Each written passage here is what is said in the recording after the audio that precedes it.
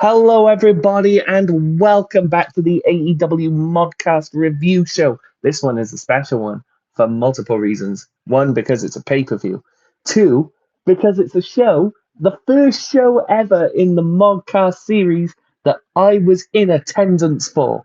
This is AEW Forbidden Door 2025, and I'm deliberately calling it AEW Forbidden Door because there just wasn't enough from anywhere else to justify putting them on the billing. But that's fine because I had a phenomenal time at this show. Uh, I'm joined by Dory, who was not at this show. Just Yeah, I wanted think to I'll remind make you. it through somehow. But yeah, this was a really great show. I'm excited to talk about it. Some excellent matches. Less 5 stars than usual for me, for a pay-per-view, but I think that there's at least 3 matches that were like all-timers.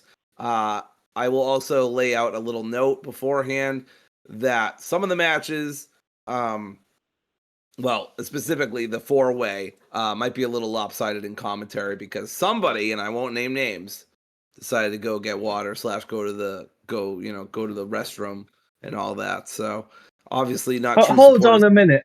Hold on 1 second. You are getting your facts completely mixed up there. I was seated for every single bit of that women's four-way. It was the pre-show women's match that was water braked for me. God damn it. Okay, well, I thought you said women's 4-way, so I misunderstood. No, I said that B went to the loo during the women's four-way. Well, I wasn't going to name any names, but now Adam has, so shame on you, Or B. what? Shame on you. I assume it She was that doesn't watch. because it was Yeah. definitely a women's match because we all made a joke about it, and it was definitely not Tony versus Athena because we were all sat there very very stressed out throughout the Yeah. entire thing. So Yeah, I've yeah, got feelings about that. My feelings will be I made known. I share most of them, I should imagine. But Yeah. anyway, that's neither here nor there. We'll start at the Okay, beginning. let's talk about that 0 hour then. First of all, a note. I don't know whether it's coming across in my voice. Regular listeners will have to tell me if I sound any different than I normally do. But yesterday, I was absolutely croaking. I, I and 19,000 other people in this building had absolutely no voice to wake up to on Monday morning because this crowd. I've been in crowds uh, with 80,000 people, 60,000 people, 50,000 people. I've been in Dynamites, I've been to indie shows, I've been to all sorts of wrestling events. This is the loudest I have ever heard a wrestling crowd in my life. Like, genuinely, there were points during the show where I couldn't hear myself think. I couldn't even hear my own voice, as part because it was absolutely subsumed by the whole, if that makes sense. Like this crowd was incredible. The atmosphere of the whole thing was incredible. So, full disclosure on that, a lot of my sort of things are going to be, my decision making and my sort of reviewing is going to be clouded by that because there may have been some things that to the sort of average viewer watching at home would have been like, oh, well, I didn't like that because of this, this, and this. And I'm just going to sit there going, we were all losing our minds. So I can't speak on that because we were just going crazy the whole time. Right. Um, I'm still getting over a cold, so my voice is mostly back to normal, but if yeah, if there's a pause somewhere, it's probably me coughing slightly. if there's a pause somewhere, it's usually you getting distracted. Let's be real. I'm sorry, did you say something? I didn't hear Yeah. you. Right. Yeah. Anyway, we'll start at the top with the 0 hour. Very good 0 hour, I thought. Yes, I thought it was one of the. You know what? Would it surprise you to know that I got distracted for a split second? Um. Hmm. Anyway, right on cue, right on fucking cue. Anyway, 0 hour. I thought this was one of the best of the year. And it's not like a high honor or anything, but I usually rate the 0 hours as well, just for fun. And it's all for fun. But this is especially for fun because I barely ever talk about the 0 hour. But every single match was really solid. I was like, I think somebody made a comment at one point in the server where they were like, do they know that this is a 0 hour? Like, do they know that did they know this is a 0 hour match? Like, they don't have to go this hard. But I'm glad they did. Every single match was really good. For a 0 hour match. I keep saying Yeah, that. But yeah. I mean, yeah. I don't have anything we'll over discuss. like a 4 out of 5, but still, like for a 0 hour, I mean that's really good. Usually you get at least one or two matches that are just like okay or just good but like everything here was really good. Yeah, absolutely. I will say this first match, for the listeners, was it was Yuya Amura, El Desperado, very very happy to see El Desperado, and the Paragon of Roderick Strong and Kyle O'Reilly versus the Crew and the Don Callis family of Hechisero and Josh Alexander. We got into the building as the first entrances for this show for this match started taking place, and I heard the music. And I thought to myself, oh shit, that sounds like Queen Aminata's music. We got to get in there really quick. And as I and as I got closer, then I started to think, oh my god, no wait, that sounds like the Ops music because I knew that the Ops were on the pre-show as well. I was like, shit, we're gonna miss the Moa Joe. Quick, quick, quick, run! So as we get into the building, I see that the music I'd been listening to was actually the fucking Crew. And I was just like, because they all have the same sort of drum beat, the sort of very hi hat heavy drum beat. And so I just got in there. So there it was the Crew. I was like, oh, you gotta be fucking kidding me. I sprinted for this. Apparently, well, not apparently, but they showed up in Rev Pro the night before while I was at Eve. They showed up to Rev Pro, the show that I originally got tickets for, as like a surprise guest. And apparently, even like the Rev Pro crowd usually go nuts for AEW talents. I remember when Dante Martin was in like like cruiserweight belt 6-man scramble or whatever you want to call it last year, and the crowd went nuts for him, even though we haven't really done much in AEW. Apparently, I haven't seen the footage of this, but a friend of mine was at the show. The crowd was absolutely silent when the Crew came out. They were like the surprise entrance, and the crowd just sort of. It was described to me as sort of polite applause from about 20 people. Yikes. So, yeah. That's a shame because I do like the Crew. I love their stupid red spikes. And I love Leo Rush. And I mean action is good. He lacks a presence. So I don't know. That's a bummer to me, but I whatever. mean, I think the argument is if they had been advertised, they probably would have got a better reaction. But when you advertise like a surprise appearance, I think some people expected, I don't know, like jet speed or something like that. But I don't, it's whatever. It's what it is. This match was good to start off with anyway. There's not a great deal to talk about it, only to say that it was a very good match. Yuya Amura looked very good, which to anyone who has been watching New Japan, as I have, because my self-esteem has taken a real hit over the last couple of years. So I've been reduced to watching New Japan because nobody who has good self-esteem would ever watch New Japan. Fuck me. Anyway, Yuya Amura is really good, and they should push him more. And he looked really good in this match. And he arguably should have won the G1. Sorry, Takeshita. Damn. Anyway, I'm rambling. What did you want to say? Yeah, a great match. A very frenetic pace, which was to be expected with some of the people in there like Despy and Crew, and Hetchy looked really good as well. Don Callis' family was everywhere here. Yeah, I mean, we'll talk about the Don Callis family later as well. But the numbers in this faction are just staggering. Yeah. But this was a fine match to put on the pre-show. Your standard sort of 8-man tag, get a lot of people on the show, and I enjoyed it. Don Now, Callis is. oh, sorry. Go ahead. I was just gonna say Don Callis is a prick. How loud were the "fuck you" chants for Don Callis? Well, very loud in my section, considering that like over half the people had yet to get into the arena. They were very loud. Did it come? Yeah. By the way, just to get a perspective, I couldn't really get a clear answer on this while the show was going on. How did we sound? Did we sound as loud as I hope we did, given how loud it was in the arena? I thought y'all sounded awesome. So, I mean, that's just me. But yeah, there were definitely some points during the pay-per-view where I was like, damn, this is a great crowd. Yeah, we were genuinely explosive all night.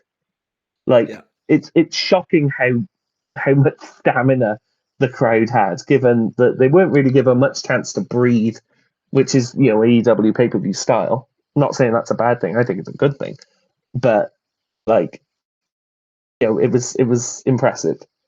Just So the level of before we move on, I will talk about two things. And yes, the okay. crowd was great. Two things for this match, real quick. They keep teasing that Roddy's unhappy with Kyle. Not really sure where that's going. Are they turning heel? Is Roddy breaking off from Kyle? I'm not really sure what's happening. I want them to stay in the tag team picture. So if they turn heel together, that's fine. I will miss Kyle being in the conglomeration, but whatever. And then the other thing was Ishii coming out and giving a delayed brain buster to Lance, to the Murder Hawk monster himself. I That know was absolutely bonkers. we all absolutely got on our feet for that because yeah, it's incredible. I Yeah. there is a part of me. I look at the way Tomohiro Ishii is treated in New Japan nowadays, and I look at the way he's revered by the AEW fans, and not to be like AEW colonizer as a lot of some New Japan fans seem to think. I just sort of think to myself, can we just keep him? You're not fucking using him. Yeah. They're Like not doing anything with him. I don't know why. he's the best. For me, he's like the greatest active talent to never win a world title. It's absolutely fucking baffling to me that they never put the world title on Tomohiro Ishii. He's incredible. Like, Yeah. look at him. I think he's such a good one. But, I am not Gedo because if I was, more people would be watching New Japan. Sorry, I'm not sorry. But, my issues with Gedo are very well documented at this point. And also, Anyway, what is well documented is how great Jet Speed and motherfucking Michael Oku. Holy shit. This was have you watched crazy. have you Uh, watched much of Michael Oku I outside of haven't. AEW? I have not. So And so I was a so little blown away here. as someone who has been admittedly not as active in the British indie scene as I would like, but I watch British wrestling, not as much as friend of the channel Beatrice does, but I keep my head in the game. Michael Oku's incredible. He really is just the absolute golden boy of the British independence. Has been since Ospreay left, pretty much. It cannot be overstated. A, just how much Will Ospreay meant to the British indie scene, and B, just how well a job he did in establishing Michael Oku as his absolutely crowned successor. Because Michael Oku is the undisputed king of the British Indies, and I don't know whether that will stay true for long. I'd have to imagine that at some point he probably makes the jump to AEW. They. I thought it would have been. I thought it would have happened already. Personally, I thought it was going to happen last year when he dropped the Rev Pro belt the night before All In. I thought that Yeah. was. Also thought I that. had him down. I had him down to debut in the Casino Gauntlet. Believe it or not, but that's another story. Hasn't happened, um, but I think it will. And when it does, people are not ready because Michael Oku is genuinely brilliant, Now he's as also shown. genuinely batshit insane because some of the bumps that he fucking took, the pounce from Toa that sent him over the ropes onto the mat and like looked like it fucking beheaded him on impact was crazy. I thought he was done. And I did. In the arena, you can't. Where I was, you couldn't see the bump itself. Um, you could on like the TVs, but after it happened, I wasn't checking the TVs because my head was like in my hands. But we just saw him absolutely stack it on the floor. I've seen the bump on like Twitter afterwards. Jesus fucking Christ, Michael, what are you doing, man? It's the pre-show. You don't have to go that hard. It was absolutely bonkers, but in an effort to keep this quick, eventually GOA and Ricochet actually won, and Ricochet pinned Oku, which ironically makes me think that TK has more plans for him, not less. But either way, this was a great match, super fun, and I was surprised by the victor. I thought they would give Oku the win, and he would pin Bishop Khan or something, but I guess not. And but still a great match, and we will see why they got this win later on. Yes, we will. The next match on the 0 Hour was the aforementioned women's sort of 8-woman tag that I missed half of, which is on me. But in my defense, I was absolutely thoroughly dehydrated, and if I had not gone to get water at this point, my voice would be thoroughly fucked for like the rest of the week. So we would not be here talking about it. Wow, I know. sexism knows no bounds. Anyway, I know. This was another great match. Me famously, hater of Tekla, Willow Nightingale, Queen Aminata, Chris Statlander, Harley Cameron, and the other 3 women in this match. Yeah, I famously can't stand them, wish they were off my screen. I know you don't like Sky Blue, but that's for other reasons. Yeah, I was gonna say that is the only one where I'm like, yeah, fuck you, bitch.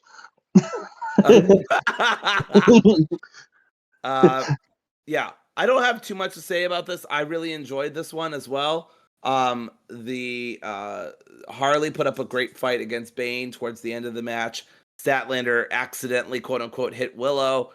They had some matching gear as well. Aminata and Tekla did the whole chicken and Peter Griffin thing, where they just fought up the ramp and then just disappeared. I love that.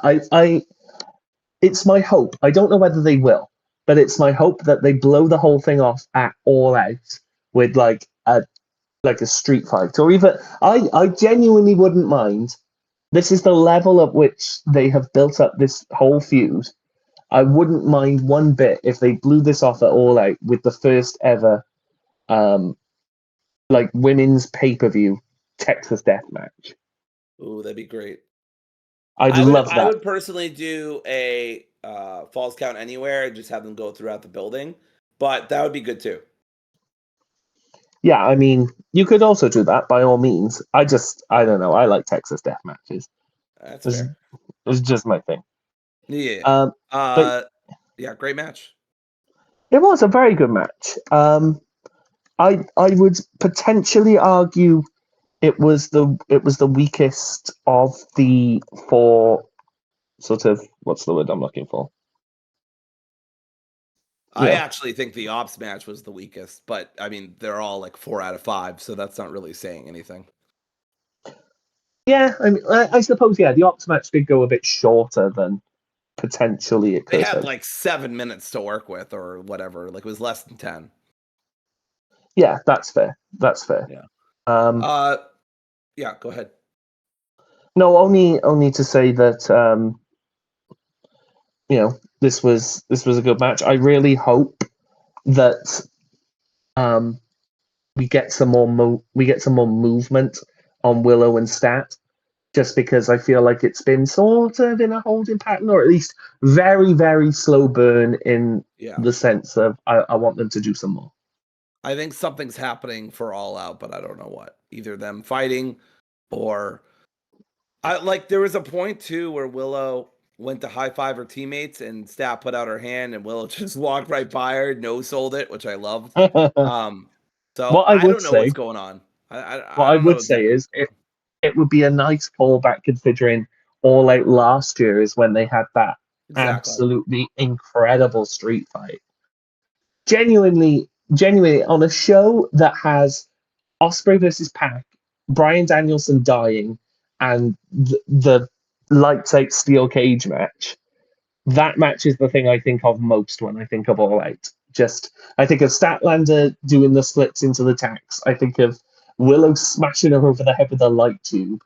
That's an incredible match. I hope they get to showcase some of that magic again. What? Okay. Can we talk about this for a second? Why the fuck was Martha Hart out? Oh my god, I forgot about this. Why was she there? What was it just because that Owen showed up in New Japan for like 5 seconds? I don't mean to disparage his time there. I don't know. It was a very weird time to do it. The Owen's been done for months. Like you would have thought they would have done it at Double or Nothing, when they finished the tournament. Right. Or at the very least do it at Dynasty when the thing sort of opened, kind of. Yeah, this is so. I literally walked away from the TV, started aimlessly and pointlessly doing a couple things in the kitchen. I'm like, oh my god, can this woman please? I all respect to Martha. She doesn't know how to talk. She doesn't know how to talk. Martha wasn't even the worst. It was when she finally got the crowd to agree that Hangman's our guy, and she turns to her son and she's like, Hangman's our guy, and he goes, yeah. And it's like, great, thanks for your fucking input, Oj. What the fuck are you there for? Yeah. I don't know what any of this was there for. When she said hand it over to the professional, and the professional was Tony Khan, and I love Tony to death, of course, but I was like, boy, we are in some trouble here. I'm convinced that Tony Khan only brings her out every year just to show people, like, see, here's someone I'm better on the mic than. I think really it's just to say a big fuck you to WWE, but I digress. Also, minor point. The whole point of the whole enjoyment I get from seeing Martha Hart every year is that they're wearing the ridiculous big cowboy hats. Where were the hats? Oh, that's right. She didn't even do it. Yeah, bummer. I don't know. Anyway, annoying.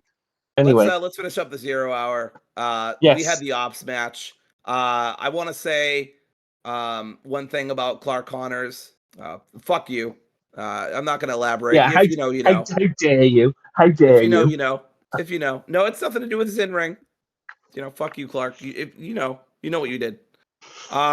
Yeah. But anyway, this was another solid match. I think for me it was the weakest, just because, like you said, they just didn't have a lot of time.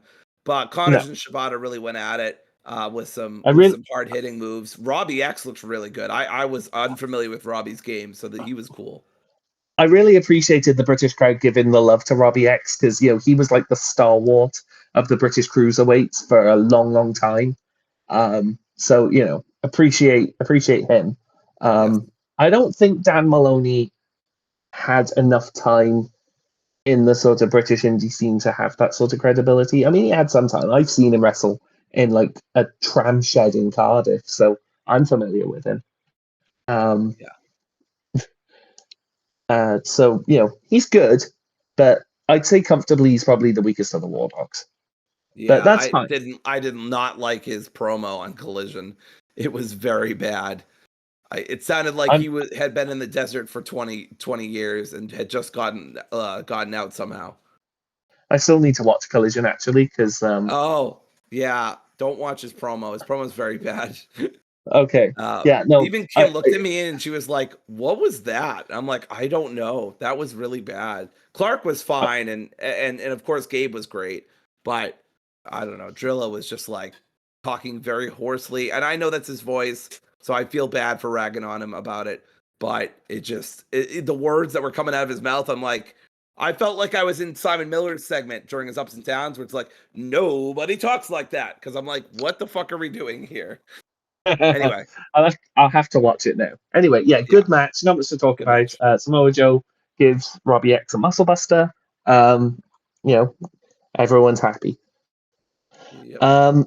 Show. So that was the 0 hour. Good 0 hour as it is. But then the show starts officially.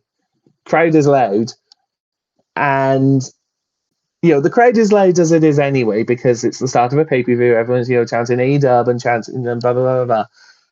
And then Metalingus hits, and genuinely the roof exploded off the fucking place. I've never heard anything like it in my life. it was at that moment I knew that I wasn't going to have any voice, regardless of the rest of the show.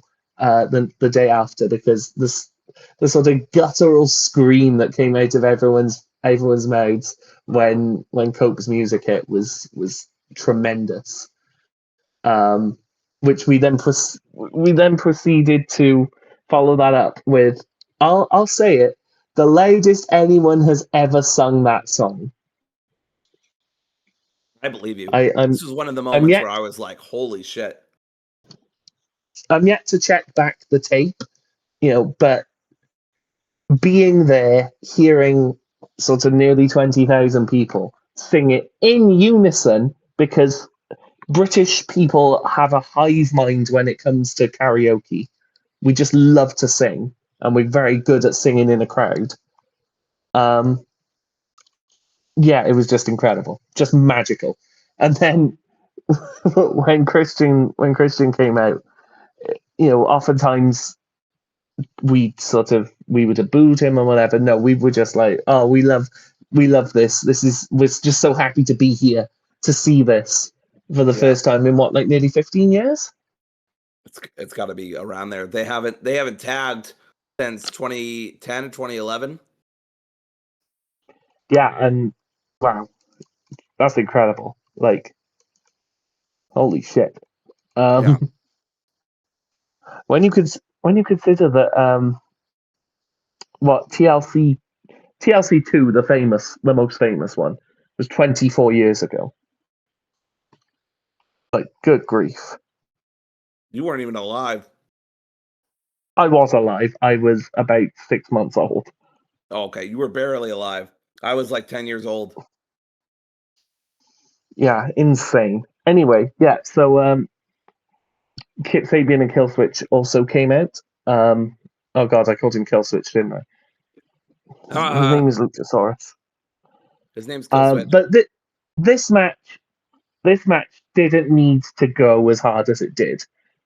This for all of its, it had every right to be a 10-minute sort of, completely vibes based affair where we were just like, punch, kick, yay, boo, yay, Cope's coming in, yay, he hits the spear, everyone's happy, they're back together. But as it turns out, we actually got what I thought was a really, really good match.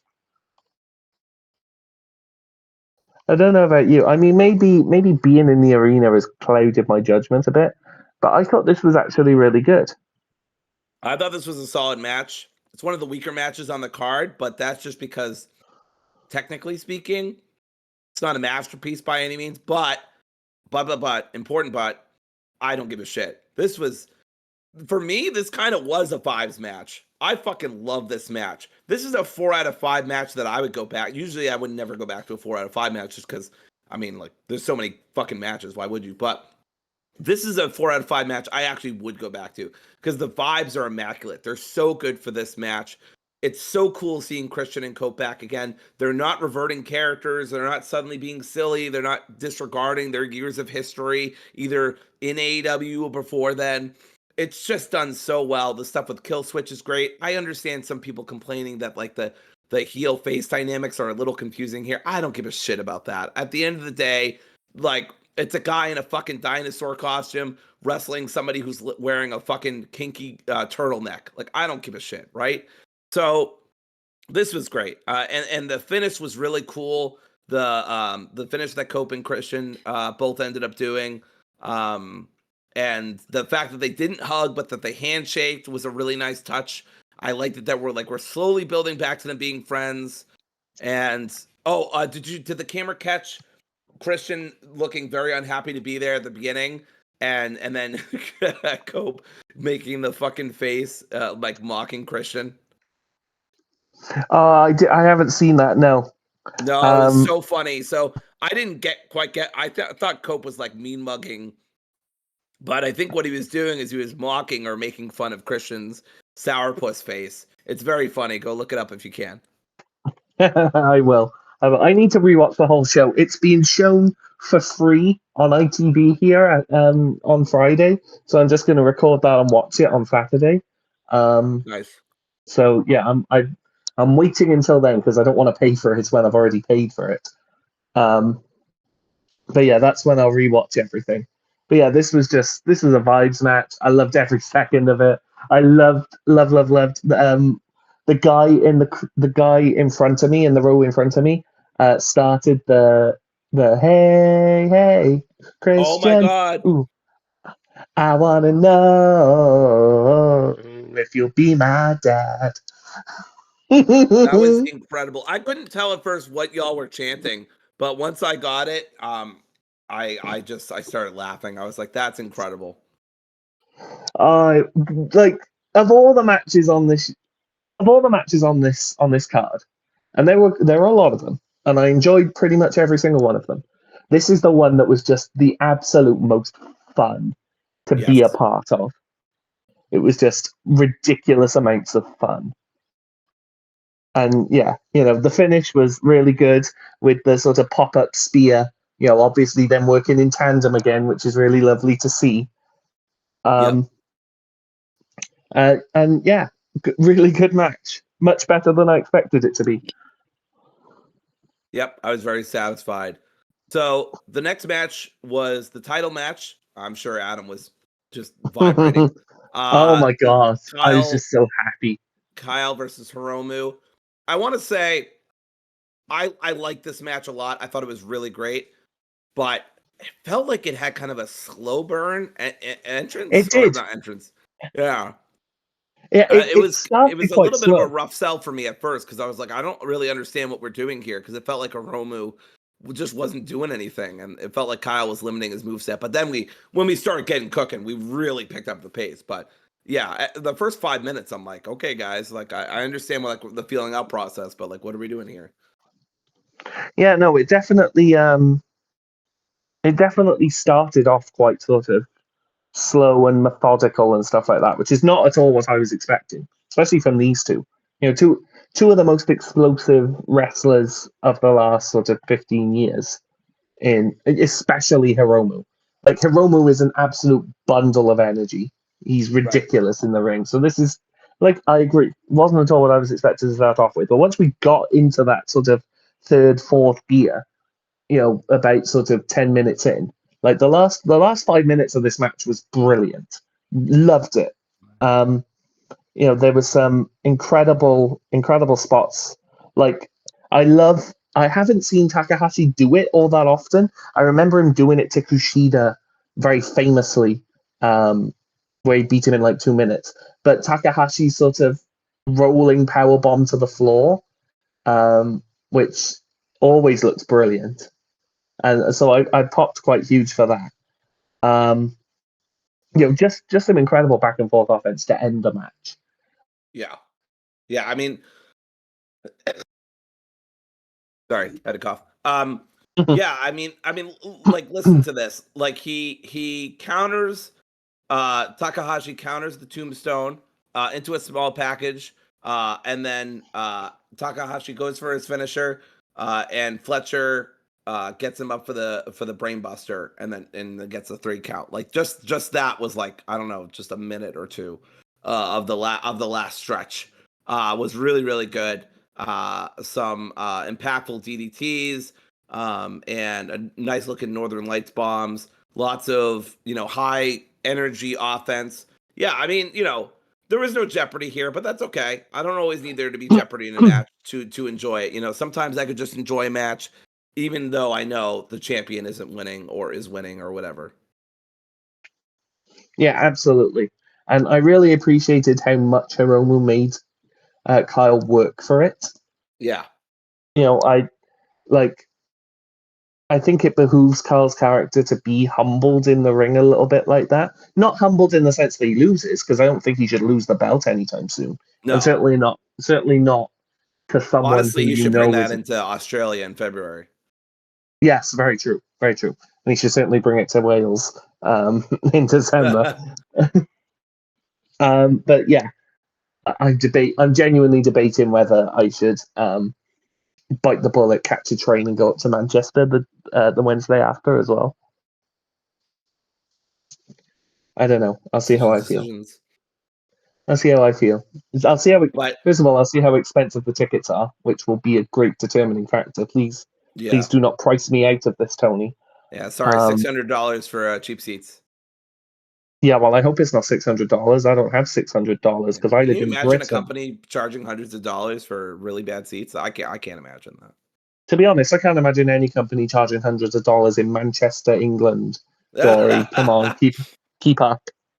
Okay, fair enough. I mean, I can't imagine that in my own Manchester, so let alone Manchester, England. So, You mean the worst one? Yes, I know. Um, what the fuck? I know. Yeah, I mean, you're probably not wrong, but fuck you, still. New Hampshire. All right. Well, either way, Live, live up free next or we had. die. Have you considered just doing the latter? Wait, what? What did you say? I said live free or die. Have you considered I'd be just doing considered the doing the latter? latter. I get it. Hilarious. Thank you. Yeah, our state motto sucks. Um, but anyway, it's a nice idea, but it's it's Americanized, so it's shit. Um, Hmm. Anyway, next was the TBS Championship. This was my match of the night for a good while. I don't Yeah. really understand people who are rating this any lower than like I don't know, like this was excellent to me. Like I really enjoyed this. Obviously, the standout here was Persephone. No, I'm kidding. Was Bozilla. Persephone did look really good in the last couple of minutes, though. To be Persephone, clear, yeah, but Persephone, I think, is the woman who came out of this looking the least stellar. Not in any sort of negative way, just because right, the other three women stole it. You know, but especially Bozilla. Like yeah. holy shit!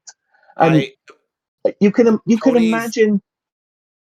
Sorry, you can imagine that there's a lot of people that even would watch things like Stardom or whatever that weren't particularly knowledgeable of Bozilla because she spent a lot of time in Marigold, which not many people watch for good reason.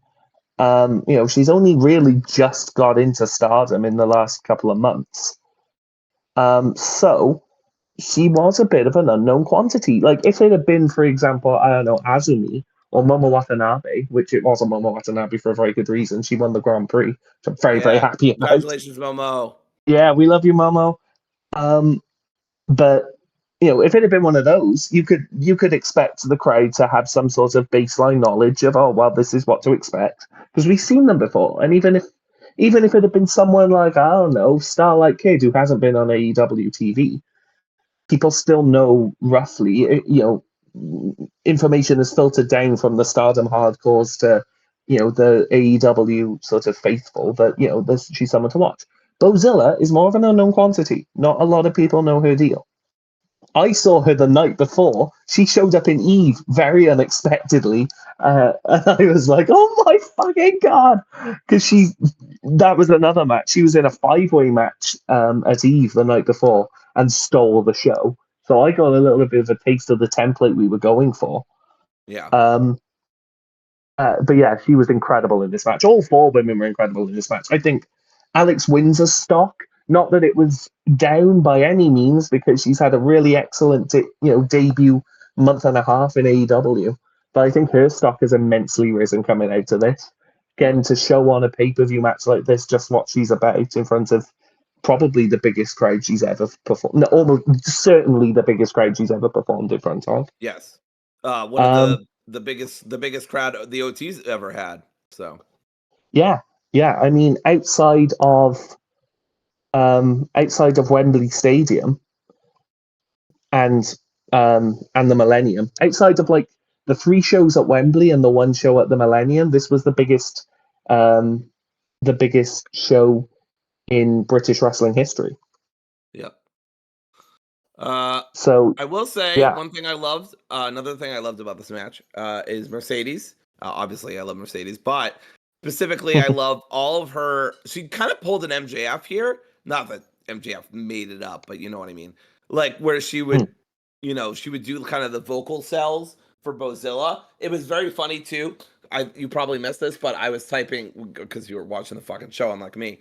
But I was typing in the thread. I'm like, oh, Mercedes is gonna sell the shit out of Bozilla, isn't she? Like, she is gonna fucking sell her ass off for that. And just as I got done typing that, Mercedes gets thrown over the top rope into the other two women, It was amazing timing. I really couldn't time it better. But what was so great is that Mercedes kept going, "I'm sorry," or "I didn't mean it," or "Please leave me alone." You know, variants on that to Bozilla, which is just awesome. You know, she doesn't need to do that, but it makes Bozilla feel all the better.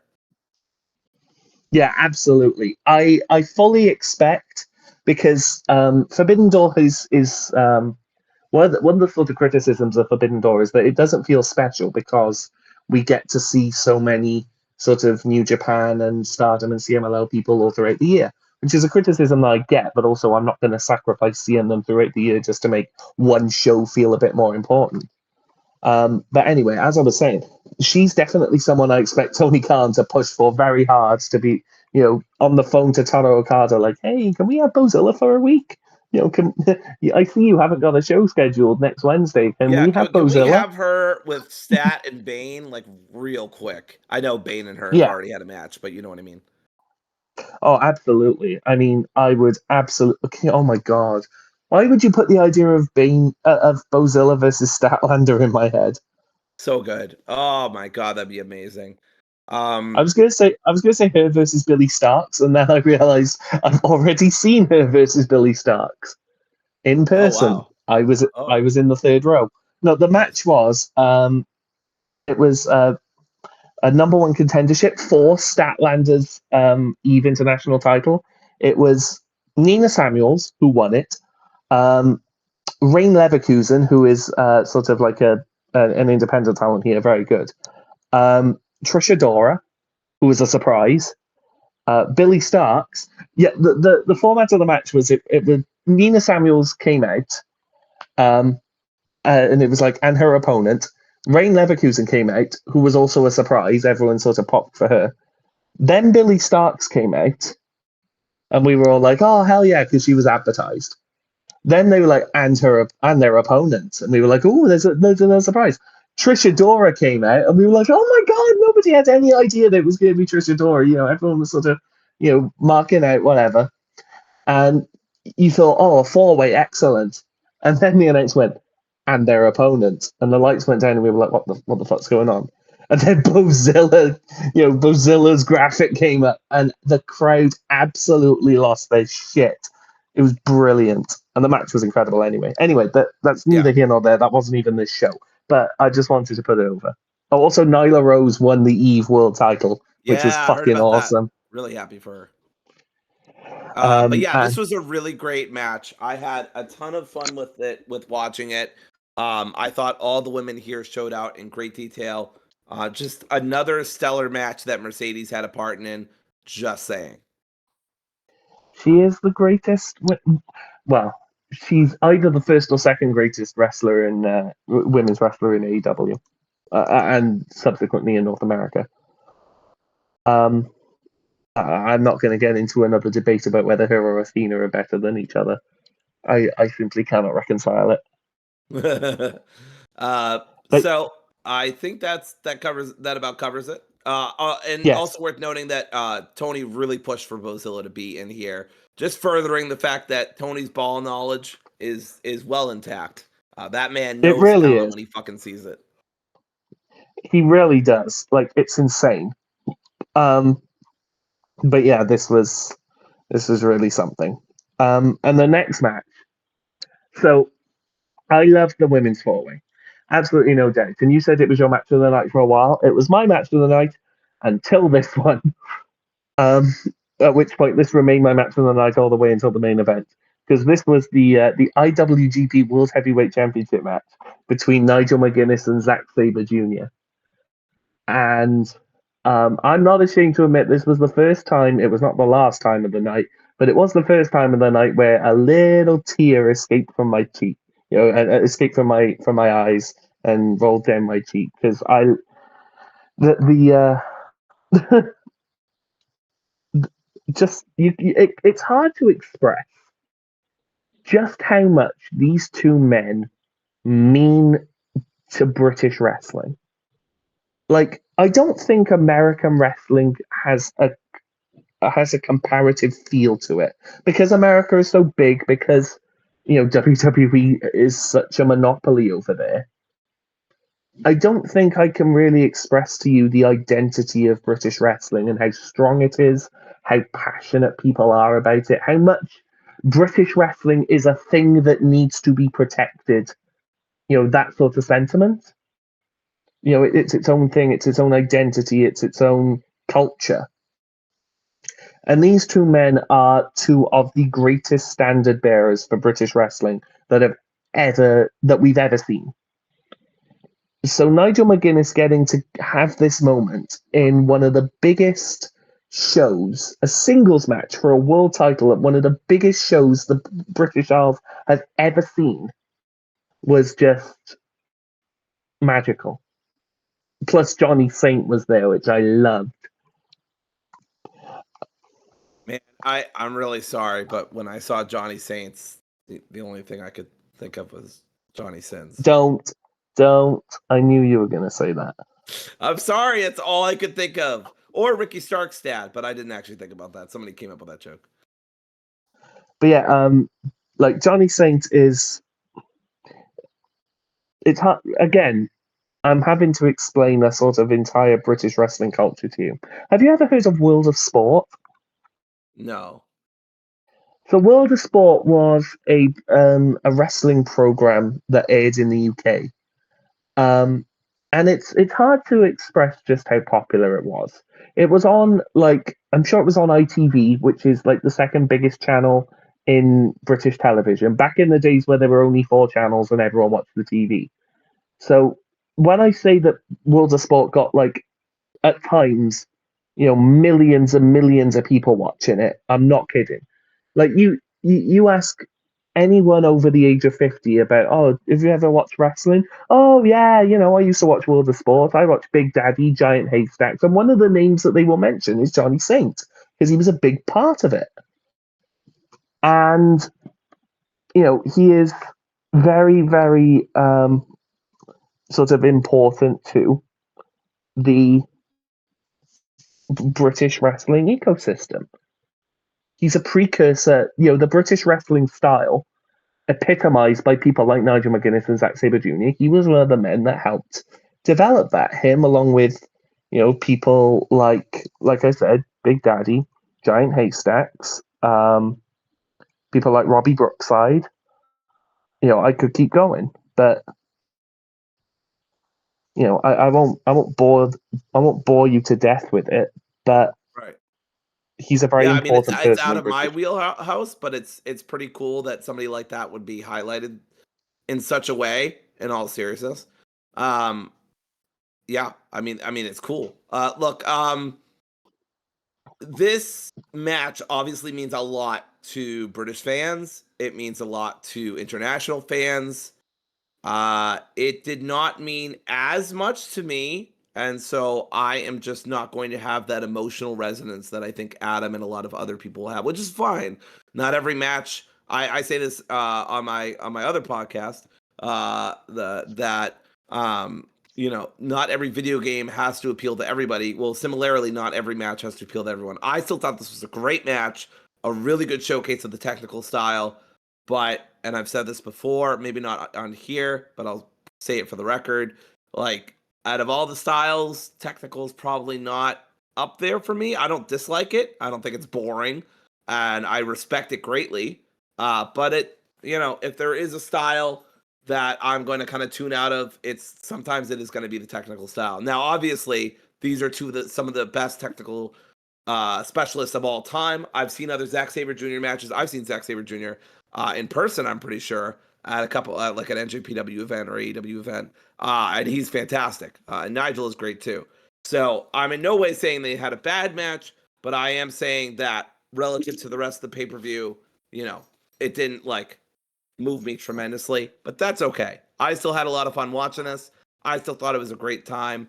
Um, just didn't have the emotional investment that I think a lot of the crowd, and obviously including Adam, had, which again is fine. Not everybody is going to have that, but enjoyed it for what it was. I never for a second believed Nigel was going to win, but I thought that they just both did really, really good job selling each other's offense, doing really fun moves.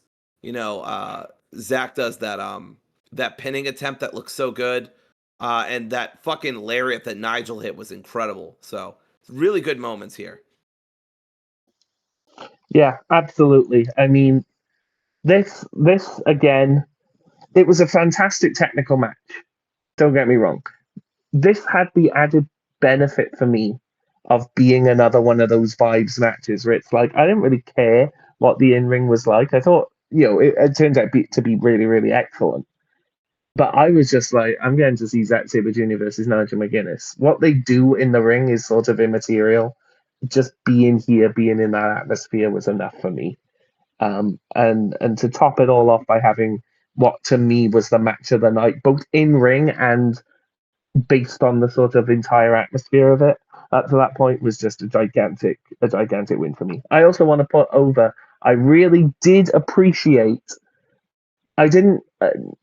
I didn't necessarily think at the time, but looking back, I really do appreciate the fact that they did not ruin it or ruin the atmosphere of it by having Danny Garcia turn on Nigel McGuinness here, which is what I thought they were going to do. I thought that was, especially when he started taking off his jacket, I thought, oh shit, here we go. But no, I appreciated that they let the crowd have just this moment of, we're just incredibly happy that Nigel McGuinness, gets to have this moment. Yeah. So I'm very happy for him too. I think it's awesome. I think it, and you've never heard a pop quite like when Nigel McGuinness finally hit the Tower of London. Like, I don't know whether that was throughout the entire arena, but certainly in my section, we absolutely jumped for joy when he finally hit it. So, that is wrestling's essence right there. I could ramble on about this for ages because my reverence for both of these men knows no bounds. Even though Zack Sabre Jr. is absolutely losing that title to Konosuke Takeshita in a month. Sorry, buddy. So yeah, I mean that was pretty much the match. I don't know if there are any. I like the uppercuts, the back and forth uppercuts between the two. I did think it was weird that Garcia didn't turn. That was strange. Are we building that out? Is that happening right before All Out and then setting up a match between these two and like some kind of technical spectacle? I don't know. But whatever they do is fine, I guess. I would have turned Danny here personally, but I'm glad it's so they funny. didn't. What's that? I just said I'm glad they didn't. I mean, I feel like he would have gotten nuclear heat. I think that would finally get Danny some attention, and he would at least get some fucking reaction. See, this is what I mean. I just said for like a good 5 minutes why I'm glad that they didn't. Did you listen to a word I said? I didn't hear you say anything about Danny. I was saying for like a good minute how I was really glad that they let Nigel McGuinness have his moment and didn't just, didn't turn Danny Garcia while. I heard you about Nigel getting his moment. I just missed the Danny part, I guess. Boo. Oh well. Anyway, I totally disagree. I think Danny should have turned here. I think he needs to do something interesting with his character, and I would have preferred that. I really thought they were going to do that when he raised his hand and stuff like that, but ended up not doing it. So whatever. Nice moment for Nigel. Danny's still kind of in limbo with nobody really caring about him, so that's a bummer for me as somebody who thinks he's still got potential. But oh well, we move on to the tag team 3-way. Yes, absolutely. So yeah, this tag team 3-way was just, I mean, there's part of me thinking that this might be my match of the night. Might even be better than Zach and Nigel.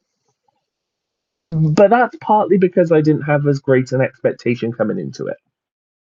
Oh, also we should mention we forgot to mention in between these matches. Tekla and Queen Aminata started brawling sort of backstage, and it spilled back out onto the main into the arena.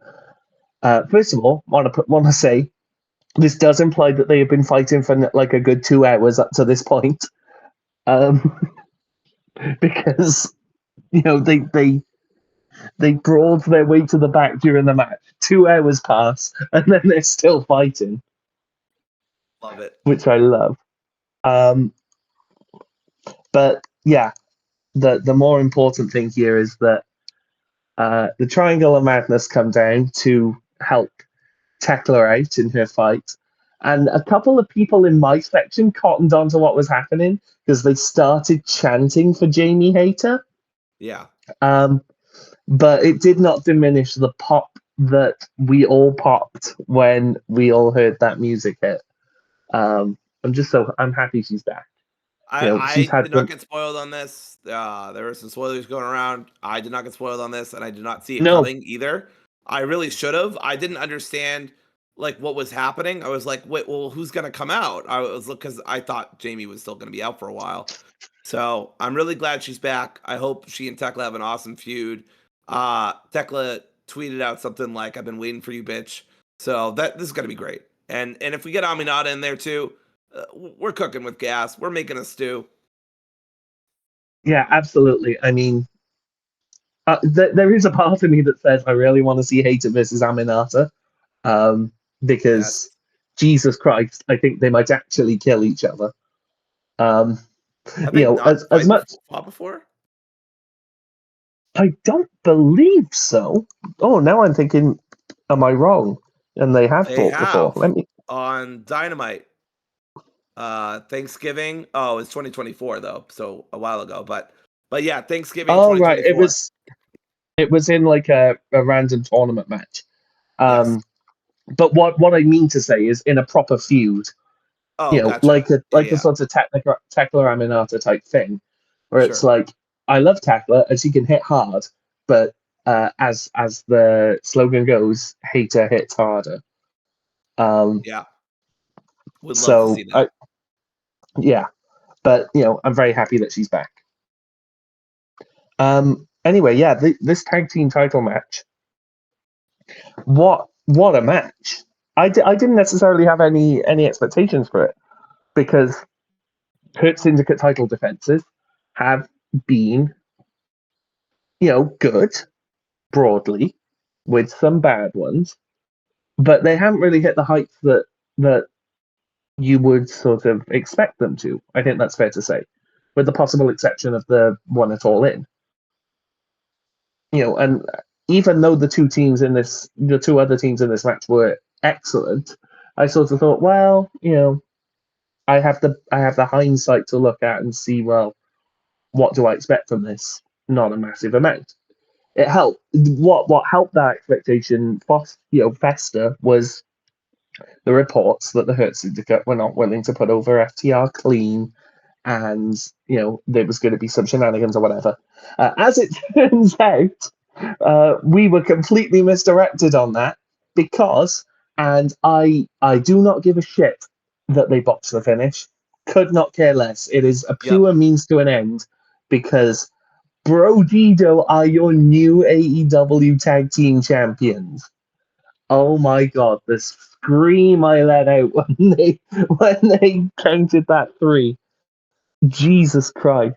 I was I literally shouted and screamed at the top of my lungs. They won! They won! I can't believe they won! Like I was ecstatic. I was looking I around. I was like, wait, there's nobody to break up the pin. I was like, there's no way. Yeah, they did botch it, but I completely agree with Adam. I simply do not care. It was a mix of like, if you want to get technical, and I do, like Bandito didn't get the height or something, and then the ref like stopped counting. I don't fucking know what happened, but it doesn't matter. This was an excellent match. I loved this match. Super, super happy for Brodito. I think it was very smart for Tony to capitalize on their new gain popularity. Yeah, absolutely. Because going into this match, the one thing that I was fairly sure of was that the Hurt Syndicate were losing the belts. I didn't know why because I thought that at All In and they didn't. But I just thought I don't think for it to be a 3-way coming off a tournament, I think this is a way to get the belts off them without pinning them. Turns out I was right, but I was wrong as to who would be walking out with the belts. Because I thought I'm like 65% or like 70% FTR. My head says FTR because they're going into a match with Cope and Christian. Right. You know, that's all out. They'll probably main event. You want the belts for that, even though I said before, and I'll say it again now that I've been proven right. You don't need the belts for that. So my 30% was my pure heart, where it was like Brodito has proven themselves to be the best, probably the best tag team in the division at the moment. Just capitalize on that, pull the trigger on them, and they Yeah. did. And I was just so fucking happy about it. This Um, honestly felt reminiscent in a different. Obviously, it's different, but it felt reminiscent of when the Acclaimed finally got the titles off of Swerve in Our Glory. It felt yes, like them really getting the momentum behind them and then this seizing it. this felt like if Swerve in Our Glory or the Acclaimed had beaten Swerve in Our Glory the first time at All Out. If you remember that. Because Yes, if you remember, they they lost lost, that match, and and then then they they won won it it all again. out. They won at Grand Slam, I believe, Oh, a Grand couple of Slam. weeks Okay. later. Yeah. But the All Out match was the one where the crowd absolutely went nuclear for them, Yep. and you had questions in the sort of post show afterwards, like, did you consider calling an audible because of how much the crowd was behind the Acclaimed? Yeah. But that's what this felt like. Where it was like the crowd was absolutely pulling for Brodito to win this match, absolutely massively, and they did. Now, Um, the one thing we should really talk about is that the Hurt Syndicate were not involved at all in the finish of the match. Now, mm, I know there's a lot of speculation about the politicking and the this and that. I'm gonna push that to the side. I don't know how much of that is true or is not true. It probably is true, but I don't really care because I haven't really felt like most of the tag teams that Hurt Syndicate have faced should have beaten them anyway. And then number two, like Hurt Syndicate should look strong, right? They're a really cool faction. I don't mind them not taking the pin here. I do think it's a little lame. I think Shelton can afford to take pins. What I don't really see the big deal, but whatever. So they get attacked by these guys in New Japan outfits, and I'm like, who the fuck is that? Like, who the fuck from New Japan has beef?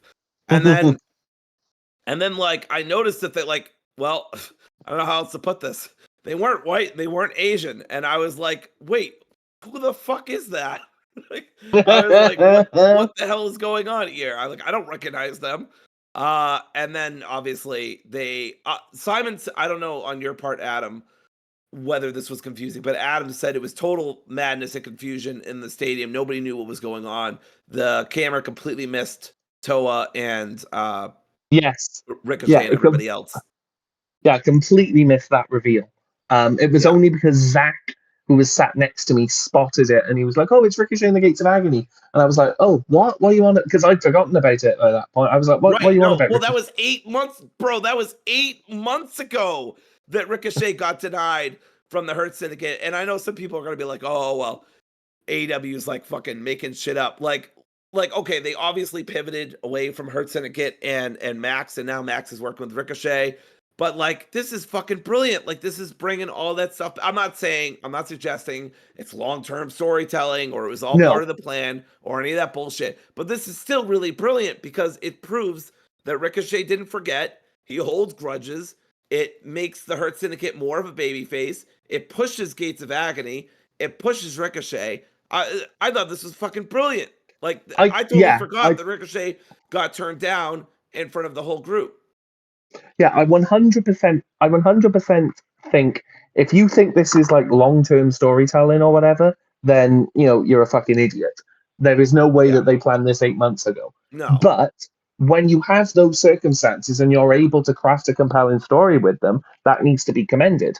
And I think that they've done a really good job of seeing the sort of story elements that they had, even ones that 99.9% of people have forgotten about, and saying, "Oh, well, we can bring this back and turn this into something really interesting." That's really impressive.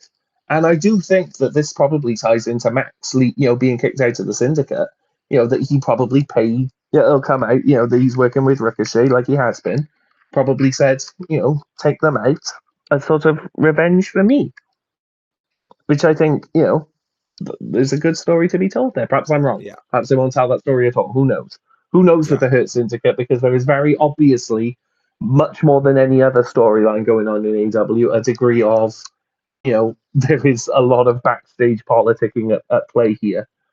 But in all honesty, whatever. Fine by me. Brodito are the tag champs now. Couldn't give any less of a shit about anything else.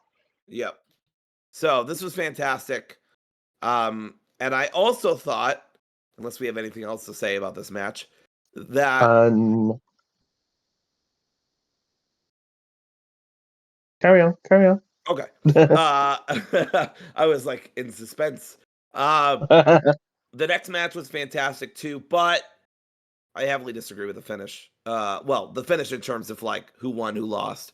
It was Timeless Tony Storm versus Athena. I just feel like we should have pulled the trigger here with Athena. I also think it's really weird because whoa. Why are we books, talking? Why are we talking about that already? Why? Oh, what did I miss something? Okay, so funnily enough, we did the same thing because while the tag match was going on, I turned to Brent sat next to me, and I was like, "What else is on this card?" And we were like, "Well, we got the two main title matches and the cage match. What else have we got?" And we were like, "Yeah, I guess that's it." Blah blah blah. It was only 5 minutes later I turned to him and went, "We're fucking idiots. We forgot Okada versus Swerve." Oh, the site did too. What the fuck? Okay, completely skipped over it. So Swerve versus Okada. Go ahead, Adam. Yeah, which I thought was a really good match. And I was a bit nervous about this match because they had faced off before. And I remember them facing off before because it was really bad.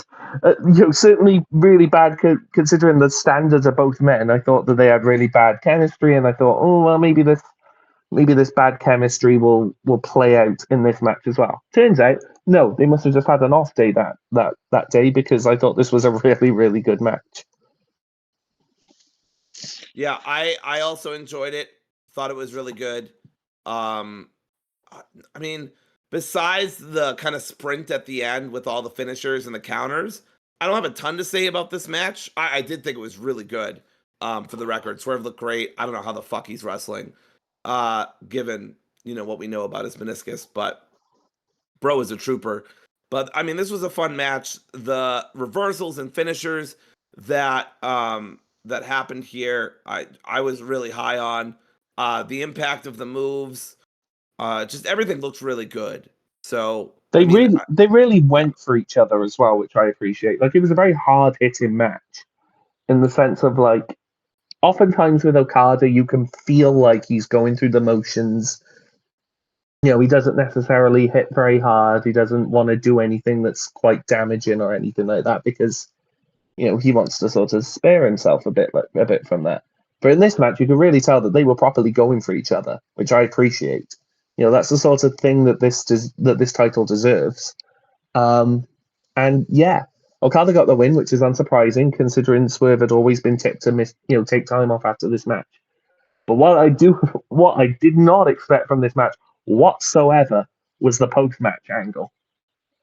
oh boy. What you say, oh boy, right? I'm intrigued by this. This is the most intrigued I've been about this particular man in at least 3-4 years. Because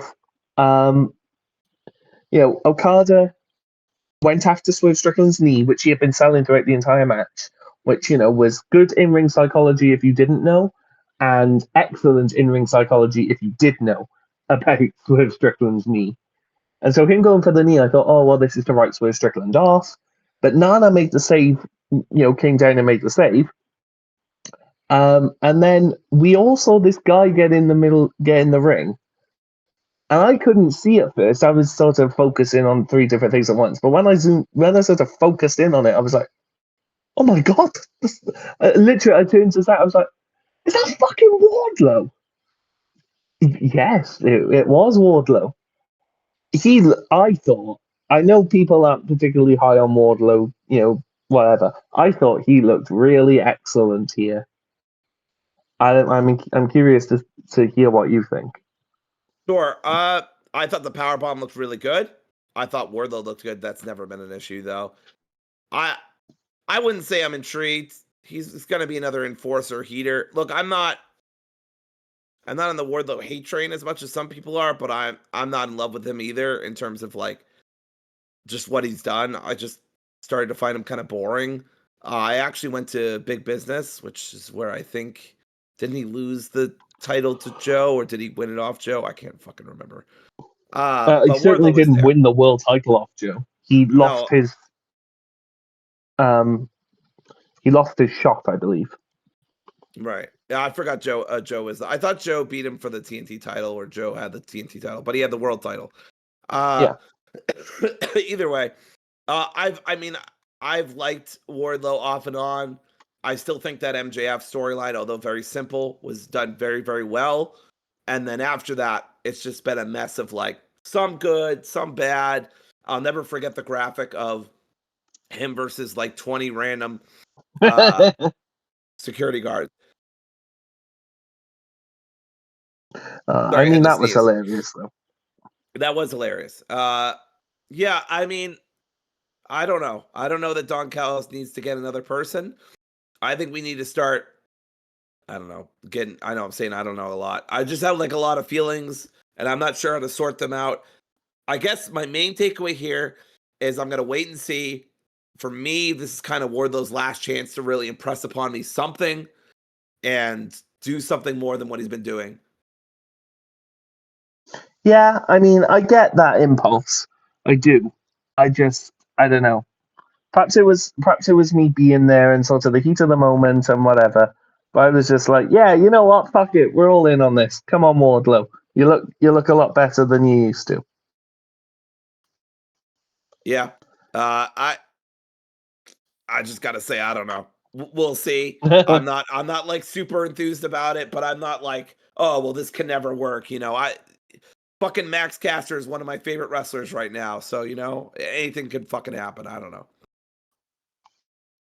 Are we now Indeed. on? Are we now on time Yes, the timeless one? yes, we are. Yes, we are. Okay. I will say this for the following match. The in-ring work in there, I need to rewatch it because that was entirely secondary to my in my thoughts during this match.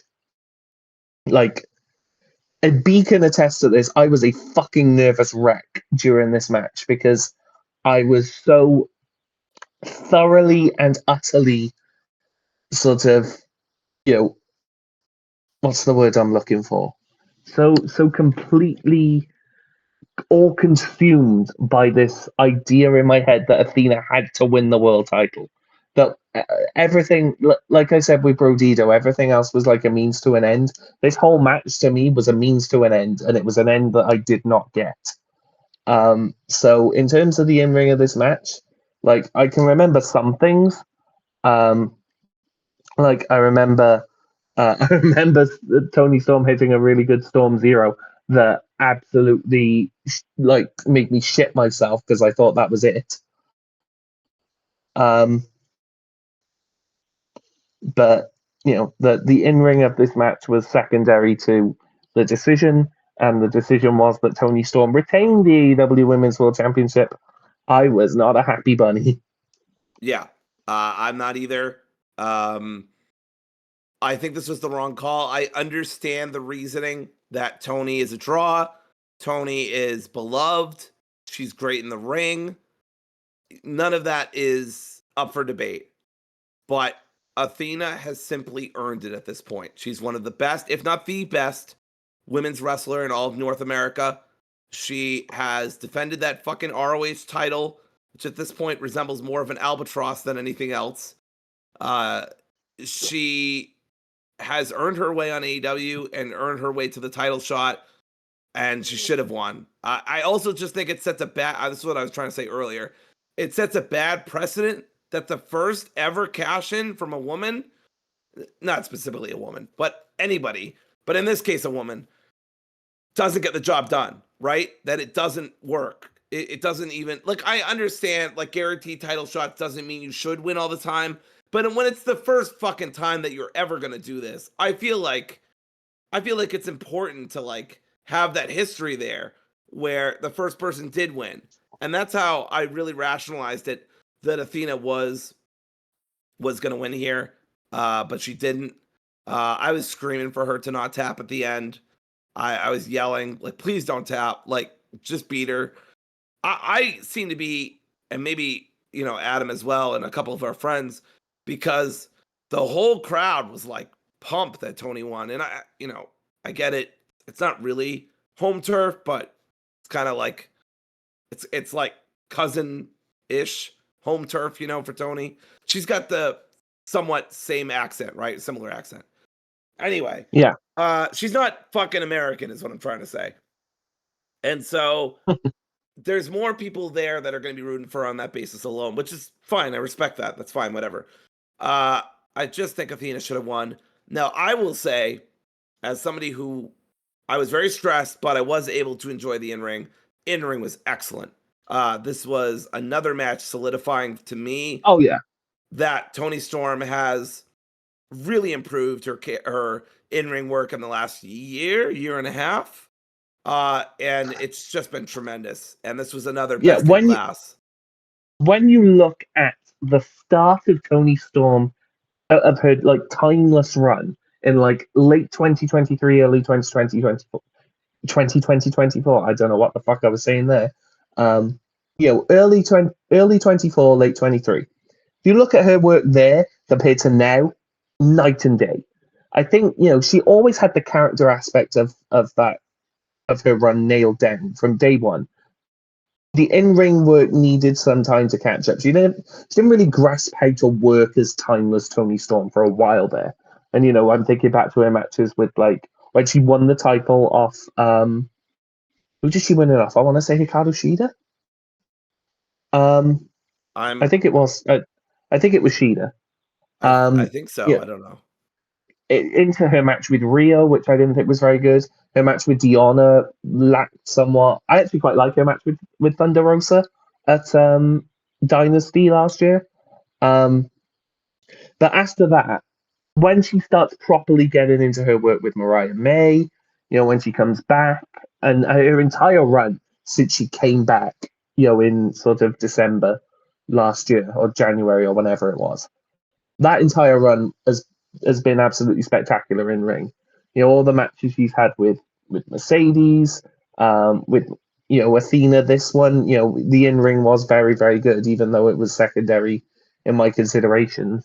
Obviously cannot talk about it without talking about the Hollywood ending, which was incredible, spectacular. She's incredible. I think I would be a lot madder about the whole affair of Athena not winning or whatever if it was anyone but Toni Storm. Do you get what I mean? Yeah. I think if it was anyone else, if any other woman had held the title and beaten Athena like that, I would be absolutely incandescent. The fact that it's Toni Storm gives me sort of pause to think, well, I don't agree with it. I'm still sort of disappointed, but I understand because Tony is on the run of a lifetime. I can see why you wouldn't want that to end. Sorry, it doesn't stop me from being disappointed in the outcome. Doesn't stop me from being absolutely gutted when it happened. But I can reflect and be like, well, yeah, okay. I get it, even if I don't like it. Yeah, that's where I'm at too. I'm not like furious about it. I'm disappointed. I'm frustrated. I don't really get it. Why did we push Athena so much, so consistently just for her to lose? It just seems like a waste to me. But it's ultimately it's not, it's not make or break for my fandom or anything like that. It's just something that I don't quite get and wish that Tony would, wish Tony would have done something with. But we've seen some promotional materials for future AEW events, and she's Athena, that is, pretty heavily promoted on multiple posters. So yeah, I don't think she's I suddenly think, getting demoted back to ROH, so to speak. no, I think we've crossed that Rubicon quite definitively in Right. terms of, there might have been concerns, especially when she lost to Mercedes at Spring Breakthrough. You were there, obviously. Mhm. There might have been there were Wasn't concerns happy about then that that one either. no, there were concerns then that it was like, oh well, she only came up for that one match, and now she's gonna disappear back to ROH for God knows how long. I think we've crossed the Rubicon there. I don't think that's what's going to happen here for a second. I think Tony Khan a- absolutely wants her part of AEW, consistently going forward. I just wish Yeah. that he had done so with her as the world champion. But that whatever. I'm not going to consistently cry over spilt milk. I just, you know, I'll let them. I'll let them I have a will mulligan let at it. Mr. Khan cook, and we will see what he comes up with. But it better be a Yeah, damn good alternative to Athena. I'm talking. It better be fuck. I don't know, Jamie or uh I who I else? Who else would you want besides Athena at this point, taking it off Tony? I don't know that it will be anyone else besides Athena. Perhaps that's me completely coping after what happened. Yeah, But sure. I could absolutely see a scenario where Tony Storm holds the belt for another sort of 3-4 months, and then Athena wins it. Has another shot and wins it. Um, I could see someone like um, I could see perhaps, I don't know whether they'll go this route. I could see a fully death ridered up Chris Statlander winning the belt. That'd be very Um, interesting. you know, which I would not be mad I, about I'm because looking at the roster, and I'm besides Jamie, I just don't. I don't see, and obviously Athena, I just don't see anybody. Uh, So yeah. All right. Well, that's my fucking bitching and moaning for the podcast. I've got pretty much nothing but positive things to say about the rest yeah. of it. And even with that bitching and moaning, that was an excellent match, and I loved it. I will never watch it again because it broke my heart, but I did love it. So um now the next match was controversial. Some people did not appreciate the way that it went. Toward what? Am I skipping something again? Please don't tell me I'm skipping No, something. no, no. Yes. Only to say, I've seen the controversy, on like Twitter or whatever. Some people are very not Sure. happy about this match or whatever. Let me just say, from a fan's perspective inside the building, it was not controversial inside the building. This was very universally sort of seen as an incredible match that threw us around, all of us, like a dog with a toy in its mouth. You know what I mean? Yes. Like this This. was Sorry. Go ahead. no, this was um, one of those classically stressful, adrenaline fueled wrestling match watches where it was like that you were so I was so convinced that they were going to do the thing that when they didn't do the thing, I just felt this immense sense of relief and appreciation for the work that they were doing, that they were able to manipulate me so thoroughly, each way but loose. Um, I have to applaud it. Yeah. And it I mean, helps. It helps that I the was 90% sure Hangman was winning, but oh boy, that 10% was fucking giving me a big old side eye out of the corner. yeah, Just chilling. yeah, and I think that's Plus, how like, everyone in the I, building was as well. and it's like I was 99% that Hangman was beating Moxley, but that 1%, I was still sweating by the end of the match. Like I remember, I think Kim said something like, "Oh my god, your hands are so sweaty." I'm like, "Yeah, it's stressful."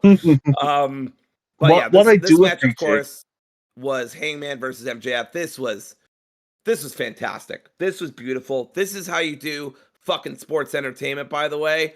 I bit on a lot of the shenanigans. A lot of them made sense. I know that like some people were upset that they didn't like go with a replay and it was just Briscoe and the ref just happened to see it. I don't really care. None of that bothered me a ton. Like it all made sense and like it called back to what happened with Max and Briscoe and how Max like obviously like screwed him over, so it didn't bother me a ton. I can understand like somebody wanting that definitive like video replay, but whatever. Ultimately, this was an incredible match with, you know, this early in a fucking reign, you wouldn't think there'd be any jeopardy at all.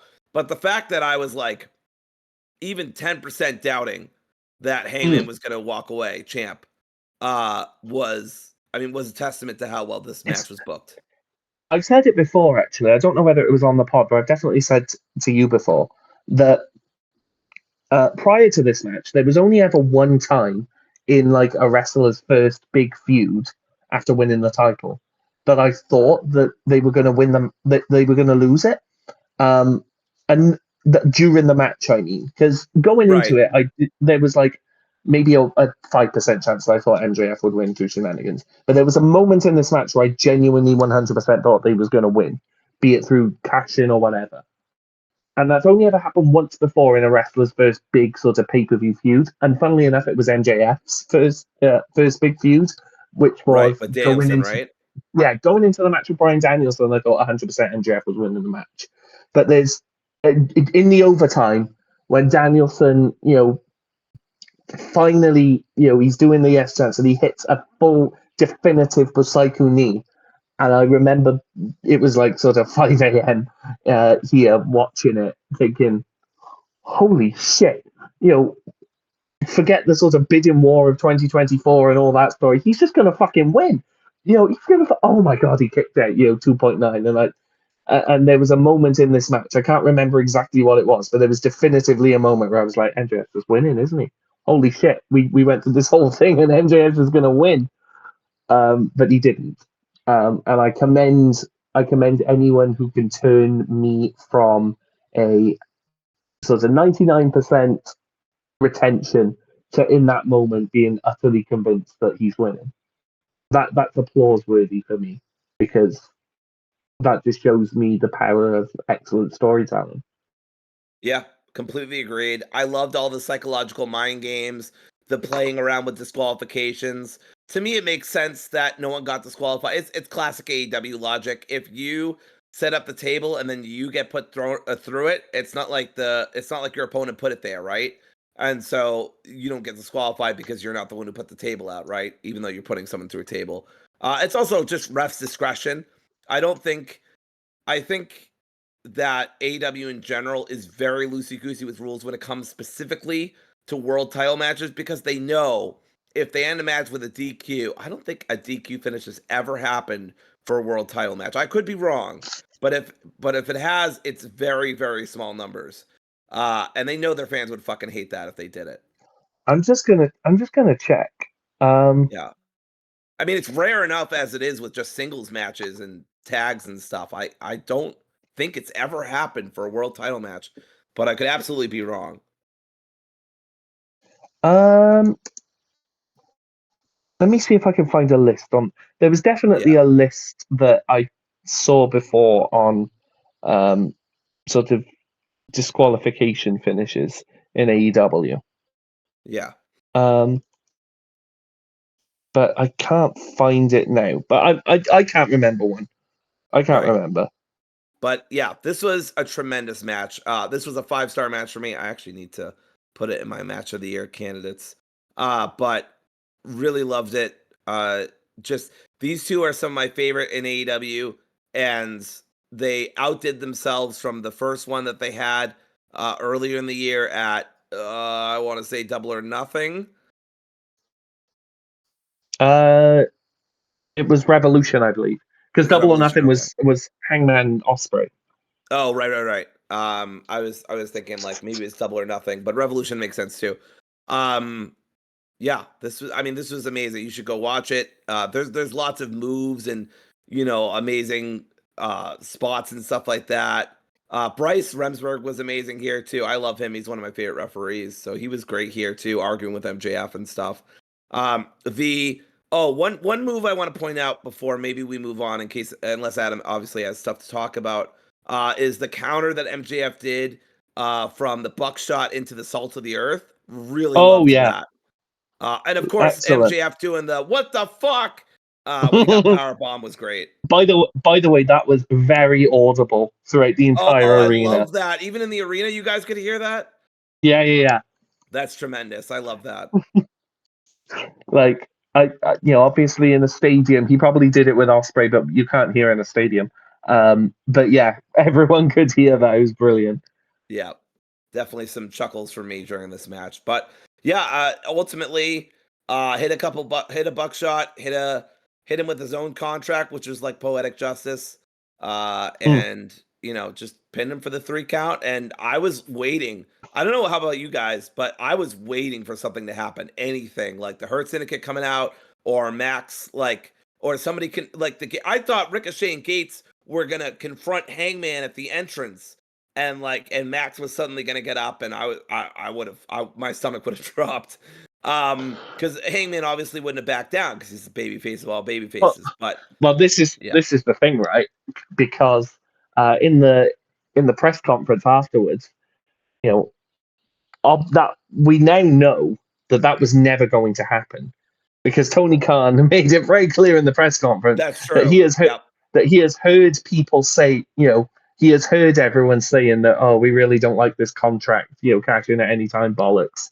It feels too hokey, feels too money in the bankish. So now, every cash in with that contract has to be at least a week in advance, which I approve of because I think a it always felt too sort of rip offy of Money in the Bank, for better or for worse. I know that WWE doesn't have a monopoly on any. Well, I mean, they Right. fucking want to, but you know what I mean.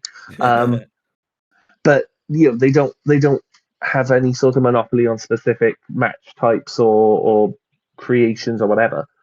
But it did feel very sort of too on the nose reminiscent of it.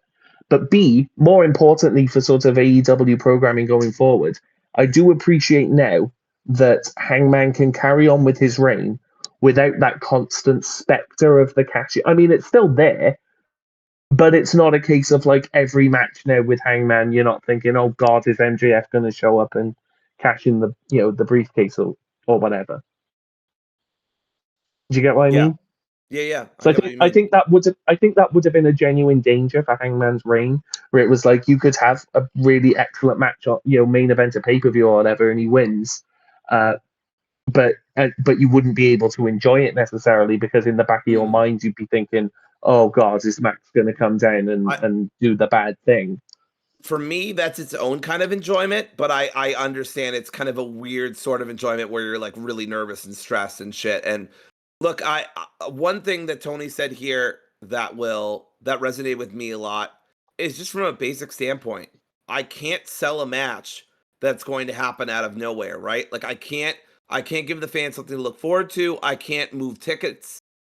From a business standpoint, ironically, given it's called Money in the Bank, it's just not a good money decision, right? And of course, if we know anything from NJPW, TK's a money mark, so he's going to do what makes sense with money. um, but in all seriousness, I thought this was a good move. Look, I was one of the people who would defend that, and I'm not gonna suddenly look back now that TK has changed his mind and say, "Oh no, it was actually shit." I could see both sides of it. I personally think it's fun, but I understand that it can be super stressful, and like you said, it would have had that cloud hanging over Hangman's head the whole time. So I totally understand that. I have no problem with him changing it back either. I would have been happy either way, so I'm good with it. I think it makes total business sense to do it too. That's the part to me that really convinced me. Like, oh, that's a good point. Like, I had never even thought of that from a promoter standpoint. It just makes no sense to do that, because you can't announce big matches, you can't move tickets, all the stuff I just said. So, a good move by Tony. I didn't really care either way, but I'm glad that he's doing what he thinks is right and what makes AEW stand apart. Although I will say, just because something's different doesn't mean it's good. Uh, AEW does plenty of things that are different than WWE or, name your company here. Not all of it always lands, but more often than not, it does, of course, because I'm a huge AEW fan. But anyway, uh, that was the match. Was there anything else we wanted to tackle before we do the unsanctioned? No, I think we've covered it pretty well. We've got our feelings out on the whole thing. Um, I think we can go on to the main events, quote Adam, unquote. have you ever been to a Claire's? A Claire's. Claire's. Have you ever been to those where they give like teenage girls, like jewelry and piercings and stuff like that. Have you ever been to one of those? Oh, yes, I have. Yeah.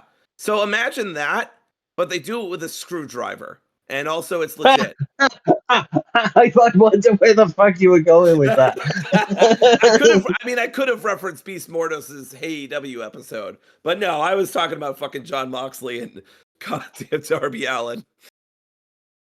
Oh my god. Yeah. So How first of much all, how much did y'all see from where you were? everything. Oh my Absolutely god. everything. You forget that we also have live screens Right, in right, the right. arena. So you could see it happening. Then you check the live screen to be like, oh, you get the proper close up. People were properly sort of watching through their fingers, cringing, looking away, whatever. But to start off with, let me just say, um, I've never heard like back to back to back to back entrances where people have been so incredibly loud. Like people were fairly loud for Darby Allin's entrance because Darby Allin is great and people love him. But um, then you had Tanahashi's entrance. I believe that was next, which people were going nuts for because he's basically the only, maybe him and Zack are like the only New Japan guys that people bought a ticket for, and so everyone loves Tanahashi. Everyone adores him. Everyone was so happy to see him. His final UK match.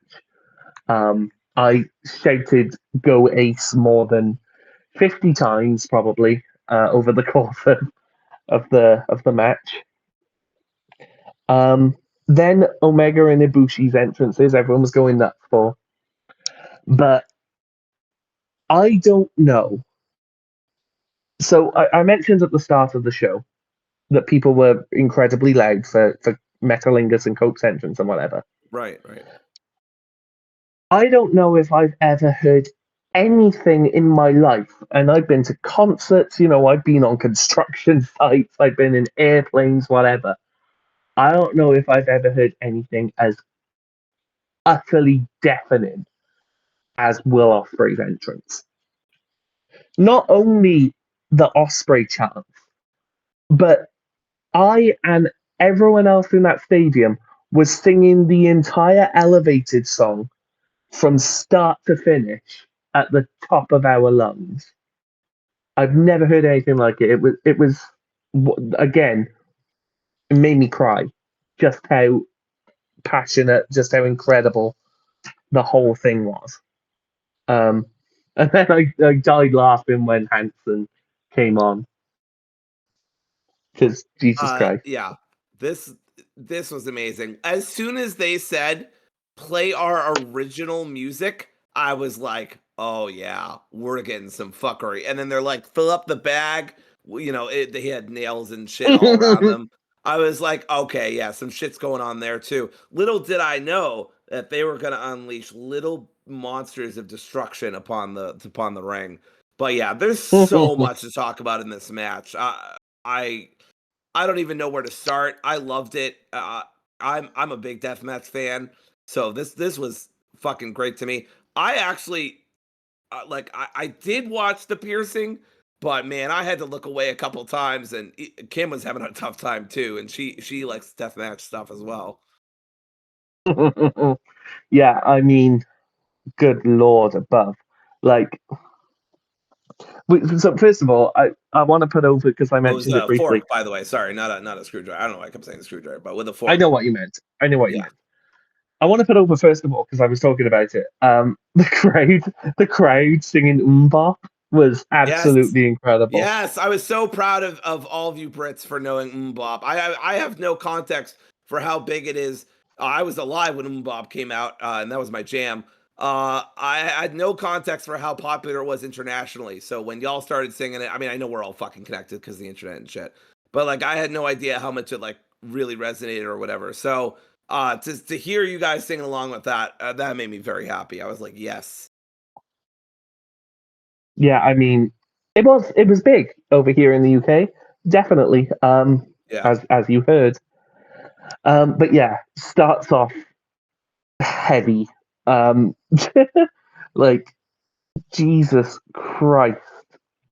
Um, I mean, they didn't start off heavy initially. You had like the sort of standard people would come in, do their thing, and whatever, and we were all very, very hot for it.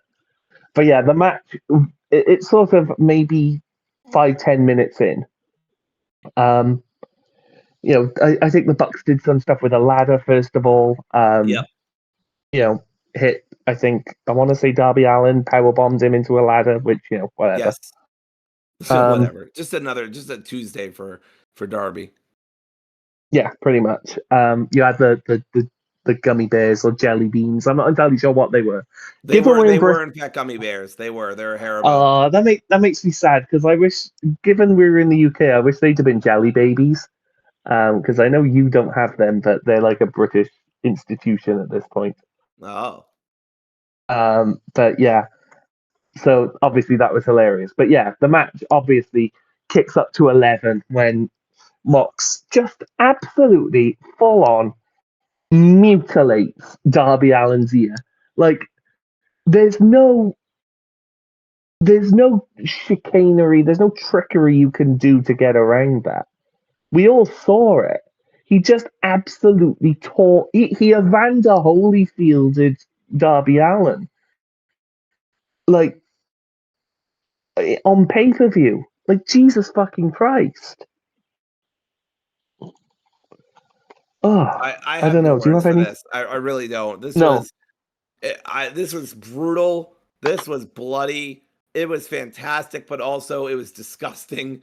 And they kept zooming in. That was the other thing too. Once it was done, all right, I was like, okay, I can breathe a sign of relief. Surely they're not gonna. Oh God! And then I'm like, well, at least they're not gonna zoom in. Oh my God! Like, please stop. I know, and he just kept fucking going. He Like, really did. I thought he was gonna tear his ear off. I thought he was gonna fucking mankind him or Mick Foley him or whatever the fuck it was. I forget what gimmick he was doing at the time, but you know what I mean. Like I just was like, holy shit, is his ear gonna come off? I know it was absolutely just ridiculously insane, and I words fail me for this entire match because like you had the emotion of knowing it's Tanahashi's last match, knowing that it's Will's last match for a good sort of few months at least. So you have the emotion of that, but then you also have just the sheer spectacle of everyone killing each other, pure and simple. Because you had people jumping off the top of the cage. You had people going through tables left, right, and center. You had Darby Allin. Did he? I can't remember who went through the table in the end. I think it might have been Mox actually went through the barbed wire table. I think But that's right from Tana. yes, that's right. Yeah. Which part of me wishes that Tanahashi had done something really hardcore, like gone through the barbed wire or done the jump off.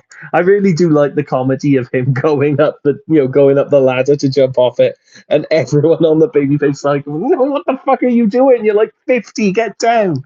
Even Ibushi was like, "Come on, man, calm the fuck down." That was so funny. But yeah, I mean, I'm rambling because there was just so much going on in this match. I loved, by the way, like very very Matt Hardy. Second time on this podcast, we mentioned TLC 2 going through the four tables on the outside. Darby and Gabe, that was a hell of a table bump. Like, fair play. Yeah, that was great stuff. But I really appreciated the finish of this match because it would have been very easy for them to finish either abruptly with like a big sort of massive table spot or whatever, or whatever, it's a big spectacle, or for it to be Ospreay's big send off or whatever because he's the main character of the match, really. But no, what they did, they had everyone. I think it was Matt ended up taking it. So you had a top rope the Hidden Blade One-Winged Angel takes out Matt, and you thought, oh, that's it. But no. In his final match in the UK, they gave Tanahashi the spotlight to climb up to the top rope, hit the high fly flow for the 1, 2, 3, and it was really sort of cathartic, because it's the last time that I will ever see Tanahashi wrestle in person. Last time that basically almost everyone in that building will see Tanahashi wrestle in person, unless they go over to Japan. Probably his last ever date outside of Japan. So really the end of an era for a lot of people, because Tanahashi, it cannot be overstated just how incredibly important he is to wrestling. He's one of the greatest wrestlers of all time. As much shit as I give New Japan at the moment, New Japan would be dead in the water if Tanahashi hadn't loaded that company on his back, dragged it out of the dark times of the late 2000s, and set it on a course to be the greatest wrestling promotion the world maybe had ever seen in the late 2010s. Like, the I feel like Tanahashi is one of the unsung heroes of wrestling. That even though he gets so many plaudits, he'll never get enough. And so for him to get the win, for him to have sort of the final official moment of the show, I thought was really classy. And do you want me to ruin that the beautiful speech that you just gave, Adam? By all means, yes. Great.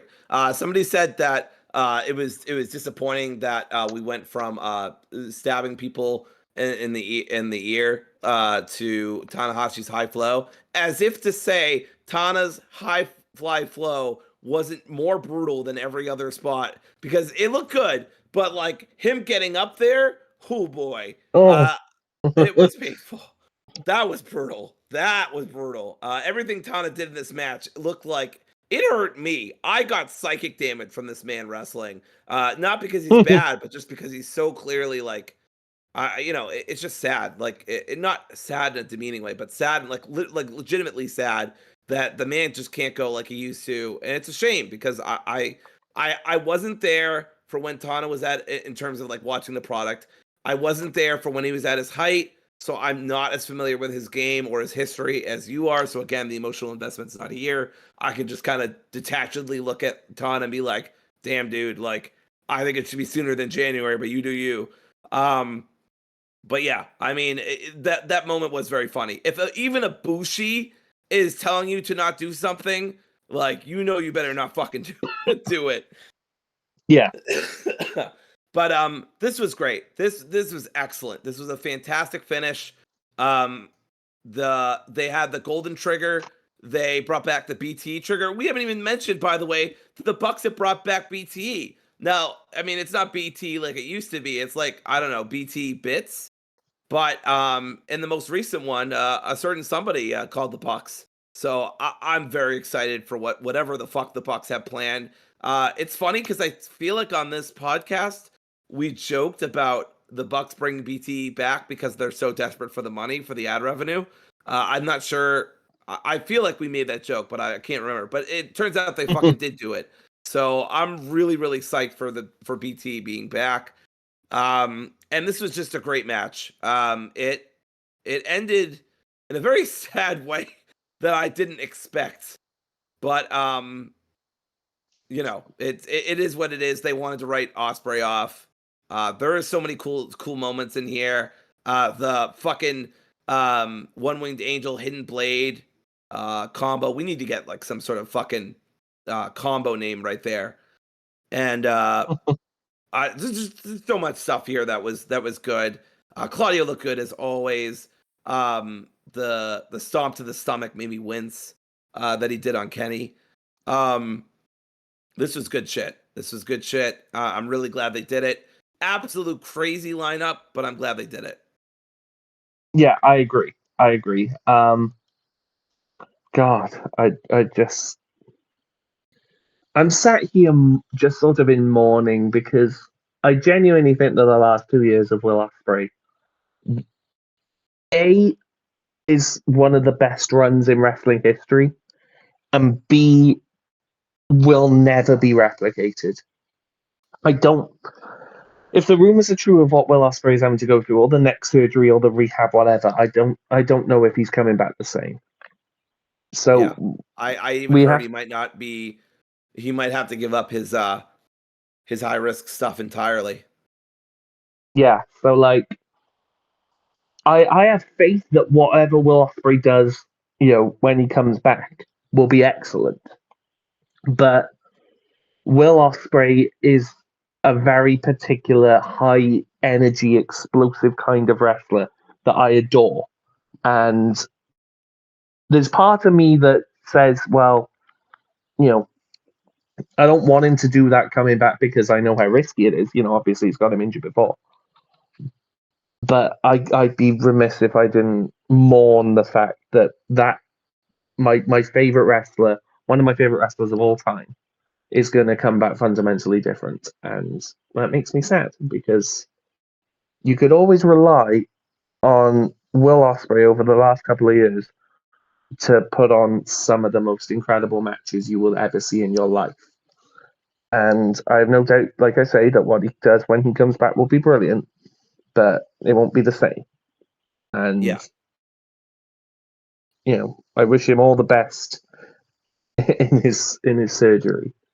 yeah, for And sure. Hope we get better. we're gonna we're gonna miss him. We really are. And It's tough because you've got Swerve out and you also got Ospreay out. If only we had a blonde-haired, orange-typed individual who could possibly fill that spot in our hearts. Oh well. yeah, I too think Hook should win the world title. Fuck you. I'm logging off. I'm ruining this recording just for this one bit. But yeah, agreed. Yeah. So But yeah, one thing that bothered me in the moment is that when Ospreay was getting his fucking shit kicked in by the Death Riders, it's like, why is no one just climbing the rope? But I guess Yuta was hitting people with kendo sticks and shit, and like they were trying. Ibushi apparently threw himself at the fucking cage yeah, so yeah, yeah, hard he yeah. nearly actually opened the door. And also nearly broke his hand in the process. Like he Yeah. punches the door 3 times so hard that it nearly breaks, and you can see the adrenaline rush sort of wear off. He punches it, and he's like, "Rah!" And then, like 5 seconds later, you can see him actually properly double over, like, "Oh fuck, my hand!" Yeah, it was very yeah. I saw the clip and it was like, wow, he's just fucking Darby Allin himself. Right in front of Darby Allin. But yeah, this was a really great event. I loved it. I loved It, every it second of it. it was like it's probably one of the I'd say it's got to be in my top 3 or 5 events for the I'd have to look at the numbers, but something like that. Just a really great showcase for AEW. I loved all the inter promotional stuff as much as we got anyway. And yeah. Oh, also last thing I want to mention. Well, probably not last thing. I feel like there's something else I'm missing. But Ghetto did get hit at one point. I'm pretty sure in a match, and I was very excited about that. Yeah, praise be, not enough. Yeah. Um, I feel like Tony should probably book Gedo on the next Forbidden Door to go up against, let's say, Powerhouse. Roosh. Oh, okay, that's fine too. Yeah, let's say Roosh, and it's also Roosh that has just been told by Tony that Gedo owes him 250,000. Yeah, so um, just kill the man. Yeah, that'd be great. I do wanna apologize, by the way, on the air. I know this is way later on, but I do want to apologize to my co-host Adam. I was reading up on this fucking controversy between AEW and 2300. I was trying to understand it, and then we were like trying to wrap up the talk, and I was like, I don't remember him saying anything about Danny's heel turn or not heel turn, so I'll just very quickly say something. But obviously, while I was trying to figure out what the fuck's going on here, I had missed something. So do want to, Mm, genuinely apologize for that. you are forgiven. You are forgiven. I just think it's hilarious that it's on the podcast where I'm like, you always get distracted. I know. I wanted to figure out what the fuck was going on, and it turns out absolutely nothing. But yeah, I do legitimately get distracted sometimes. It weirdly helps me focus, but it also helps me it also makes me distracted. So it's not always a good combo. But yeah, this was a really great pay-per-view. Like I said, I think Hangman, MJF outdid themselves from last time. That was my match of the night. But just in general, really good stuff from everybody involved. Yeah, absolutely. And just to finish off, there was just one negative that I wanted to mention. To end on a negative note, I did not like the fact that we did not get Jake Hager on this show. God damn it, you had me going there for a second. Yeah, it's like, we really needed someone to come in, call Tony Khan a communist, and talk about his purple hat. Classic. Yeah, greatest wrestler of our. Did you see that he said, "I'm retired, baby, Hall of Fame"? Who the fuck is putting you in the Hall of Fame? I know a company that would do it, but but yeah, I mean that speaks more to the company than to them. Yeah. Wow. You know what? I actively tried every time I saw any of his comments to immediately scroll down because I have no interest in what he has to say. But yeah, I do think purple hats look cool now. So thanks, Jake. Do you? My sense of what's cool has never been cool, but yes. Well, that we can agree on. I wouldn't wear them. I just, when I see that kind of hat now, I'm like, oh, it's Jake Hager's hat. So, But yes, anyway, that should probably do us for this episode. Thank you. Yeah, not too bad at all. Thank you very much to everyone for watching. Thank you, Dory, for joining me on this odyssey. Thank you, Jake Hager, for being a continual laughing stock. That's right. And providing us. Programming note: I will be here for the Wednesday coming up, but the next Wednesday, I will be on a top secret mission, aka going to Philadelphia for a week. So I will not be there. That's fine. I'm in Greece.